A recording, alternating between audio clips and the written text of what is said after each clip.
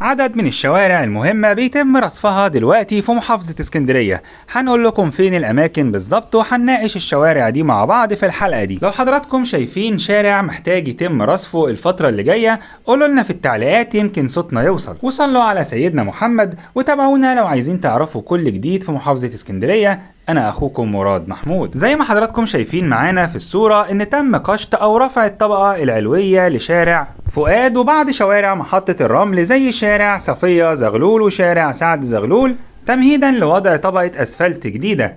وزي ما حضراتكم عارفين إن رصف الطرق بيتكون من عدة طبقات، والطبقة العلوية دي الطبقة اللي بتكون ناعمة علشان تسهل الطريق وتخفي كل الحفر والنقر اللي موجودة في الشارع. كمان حضراتكم شايفين المعدات كانت واقفة بالليل في شارع فؤاد قدام المتحف اليوناني الروماني علشان تبدأ في الأعمال. شوارع مهمة جدا وحيوية في وسط اسكندرية بيتم العمل فيها ورصفها ليلا، وده لمراعاة السيولة المرورية. بيقوم بتنفيذ الأعمال الشركة المتحدة مجاهد جروب، من أكبر الشركات السكندرية المتخصصة في مجال رصف الطرق والمقاولات.